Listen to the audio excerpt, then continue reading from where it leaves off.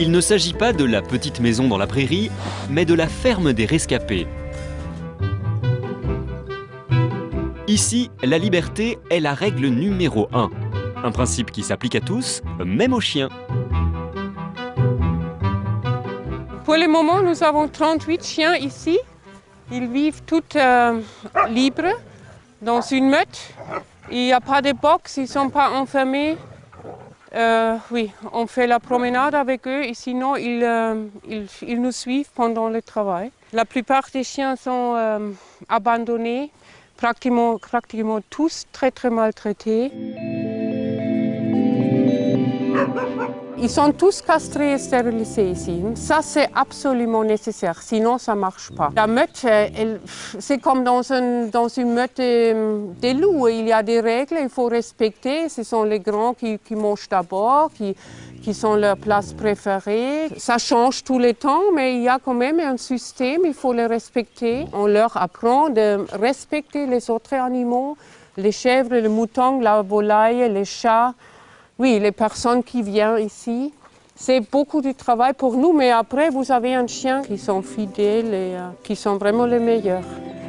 En quelques mois, des chiens agressifs, inapprochables, deviennent plus que sociables. Verena et sa fille ne sont jamais seules. Même lors de la pause, il y a beaucoup de monde autour de la table.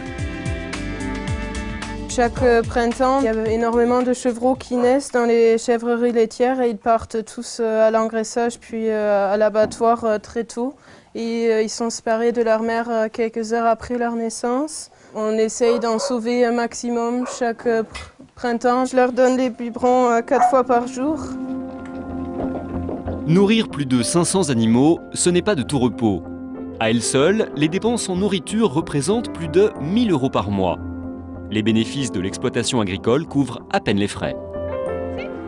Quelquefois, je suis découragée, oui, parce que oui, je l'ai fait depuis 20 ans maintenant et on vieillit, on devient fatigué aussi. C'est énormément de travail et ma fille, elle met de toutes ses forces, elle travaille vraiment, elle donne sa vie aussi. On finit jamais avant 21h, 22h du soir. Et c'est après parfois que normalement je devrais me mettre à mes cours de correspondance, que je suis par correspondance.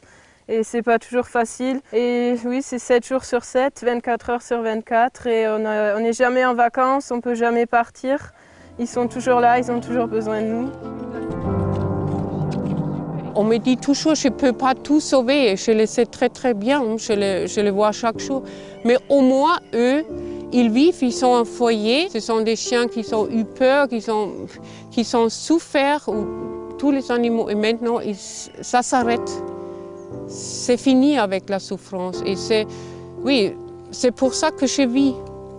Au moins, ça, je peux dire, quand je meurs, il y a quelques animaux qui ont trouvé leur paix, qui sont plus de souffrance.